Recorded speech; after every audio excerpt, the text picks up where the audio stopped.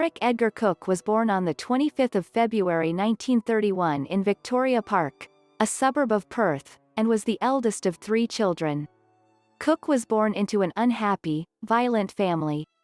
His parents married solely because his mother, Christine Cooke, was pregnant with him and his alcoholic father, Vivian Cooke.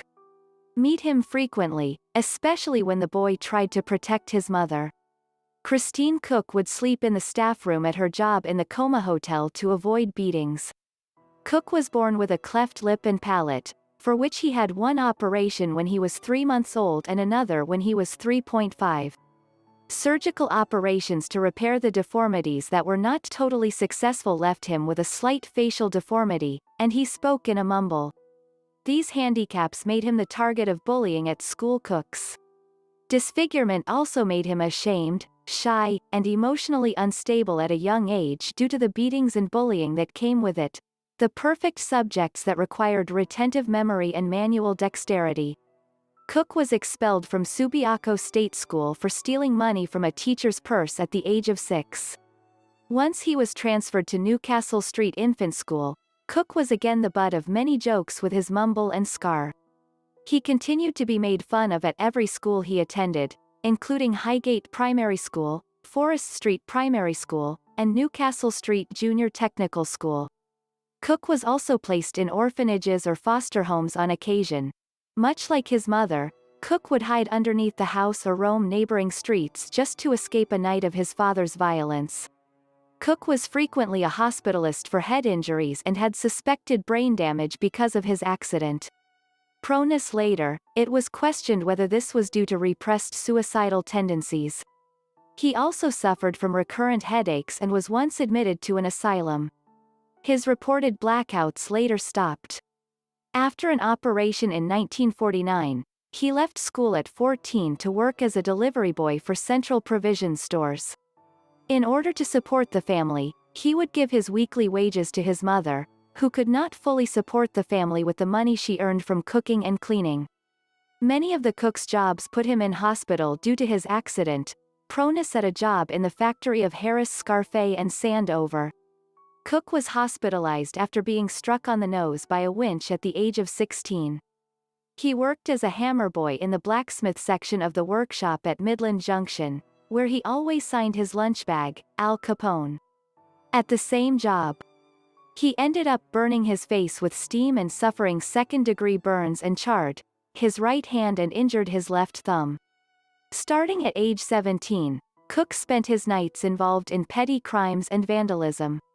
He would later serve 18 months in jail for burning down a church after he was rejected in a choir audition. During his later teenage years, Cooke would sneak into houses and steal whatever he found valuable. These crimes escalated to damaging clothing and furniture in acts of vengeance.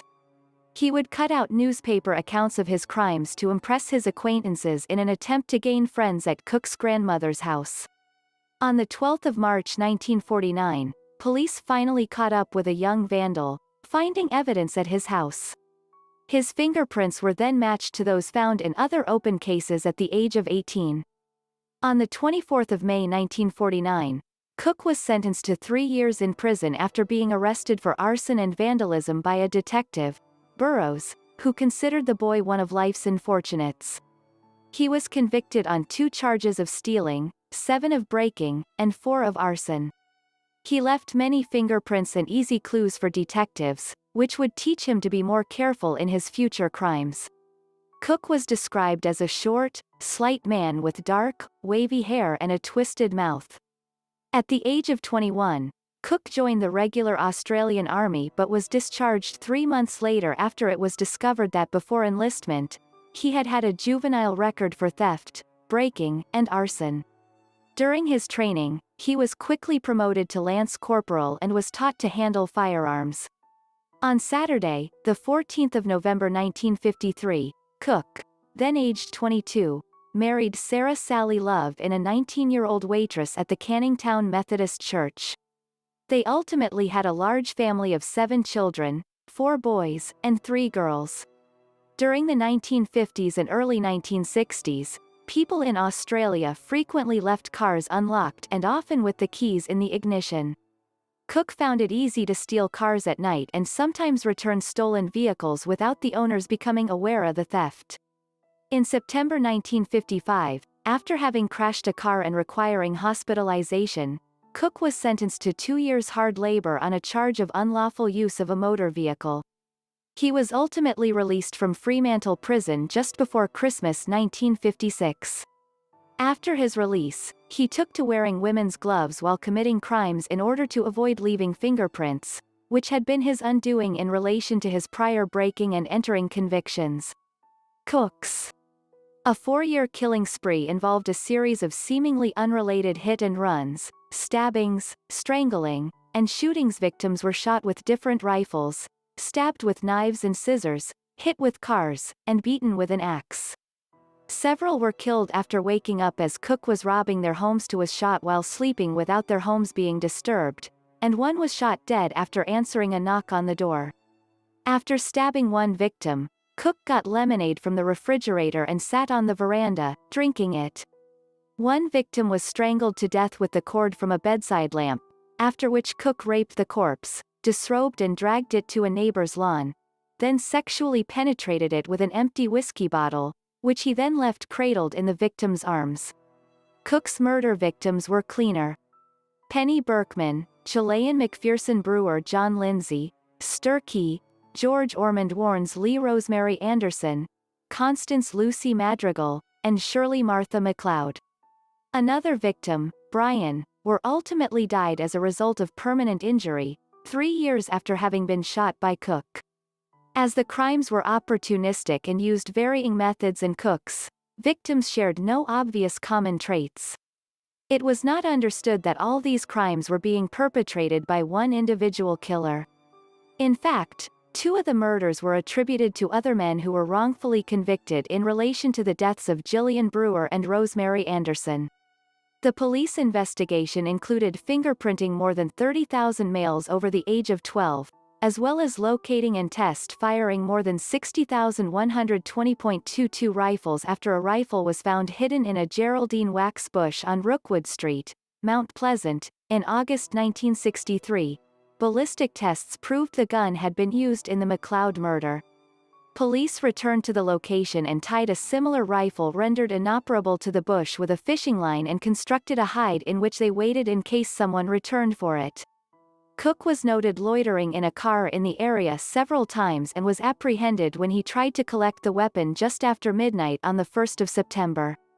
After initial denials regarding the McLeod murder, Cooke eventually began confessing to his many crimes, including 8 murders and 14 attempted murders. He was convicted on a charge of murdering Sturkey, one of Cooke's 5 Australia Day shooting victims. In his confessions, Cooke demonstrated an excellent memory for the details of his crimes, irrespective of how long ago he had committed the offenses. For example, he confessed to more than 250 burglaries and was able to detail exactly what he took, including the number and denominations of the coins he had stolen from each location. The book, Presumed Guilty by Brett Christian, includes details of Cooke's confession, made over 2 days in September 1963 at Fremantle Prison to his legal aid lawyer, Desmond Hannon. "I have great respect for the law, although my actions don't show this," Cooke said. Cooke pleaded not guilty on the grounds of insanity at trial. Cooke's lawyers claimed that he had schizophrenia, but this claim was dismissed after the director of the state mental health services testified that he was sane. The state would not allow independent psychiatric specialists to examine Cooke. Cooke was convicted of willful murder on the 28th of November 1963 after a 3-day trial by jury in the Supreme Court of Western Australia. Before Justice Virtue, he was sentenced to death by hanging, and despite having grounds to appeal, he ordered his lawyers not to apply, claiming that he deserved to pay for what he had done after 13 months in New Division. Cooke was hanged at 8 a.m. on the 26th of October 1964 in Fremantle Prison 10 minutes before the sentence was carried out. Cooke swore on the Bible that he had killed Brewer and Anderson claims, which had been previously rejected because other people had already been convicted of those murders. Cooke was the last person to be hanged in the state of Western Australia. He was buried in Fremantle Cemetery, above the remains of child killer Martha Rendell, who was hanged in Fremantle Prison in 1909. Two of Cooke's murders resulted in false convictions. Darrell Beamish, a deaf-mute, was convicted in December 1961 of murdering Gillian McPherson Brewer, a Melbourne Harris who was struck with a hatchet and stabbed with scissors in 1959. He was initially sentenced to death, but the sentence was commuted to imprisonment, and a later investigation supported by Post newspaper's owner Brett Christian led to his conviction being overturned. His initial appeal was dismissed because the court did not believe Cooke's evidence. The prosecution claimed that the Cooke's confessions were an attempt to prolong his own trial, and the then Chief Justice of Western Australia, Sir Albert Wolfe, called Cooke a villainous, unscrupulous liar. John Button was wrongly convicted for the death of his girlfriend, Rosemary Anderson, who died in Royal Perth Hospital at 2:30 a.m. in the early morning of 10 February 1963. Anderson had spent the previous day with Button in celebration of his 19th birthday. They had a minor argument at his home that night, which culminated in her deciding to leave the Button house and walk home. Button followed her in his car at different stages, attempting to have her accept a lift home. At one stage, Button parked his car to smoke a cigarette. Upon resuming driving, he turned into Stubbs Terrace in Shenton Park and discovered her laying on the ground beside the road. John Button took his injured girlfriend to a local doctor, and she was subsequently transferred to RPH by ambulance. The police became involved and interviewed Button, who, after intense questioning and upon receiving notice of Anderson's death, broke down and confessed to being responsible for her hit-and-run death after conviction for manslaughter. The courts dismissed Button's initial appeal, even though Cooke had by this time confessed to the crime and provided details that only the culprit could have known. In particular, the judges did not believe Cooke's claim that Anderson's body was thrown over the roof of a Holden sedan without damaging its external windscreen sun visor, as Cooke had claimed over subsequent decades. Button and his supporters continued to press for a retrial, a campaign that included a well-publicized 1998 simulated reenactment of Anderson's death conducted by crash test experts. Both a Holden matching one believed to have been used by Cooke on the night in question and three Simca Iran sedans like the car owned by Button, which was driven at a crash test dummy. The dummy was thrown over the roof of the Holden, as Cooke had claimed, and the damage sustained matched the records of a panel beating business that had in 1963 repaired the vehicle driven by Cooke. The experts found that the sun visor flexed when hit by a body and returned to its original shape without cracking the paint. An expert from the United States was brought to Australia to prove Cooke's car, not Button's, hit Anderson. Despite Cooke's 1963 confession, Beamish served 15 years while Button was sentenced to 10 years and ended up serving 5 in 2002. The Court of Criminal Appeal quashed Button's conviction. Button's success opened the way for an appeal by Beamish, who was acquitted in 2005. In both cases, the appeal judges found that the murders had probably been committed by Cooke. On the 2nd of June 2011, Beamish was granted a $425,000 ex gratia payment by the Western Australian government. Thanks for watching the video. Subscribe if you haven't.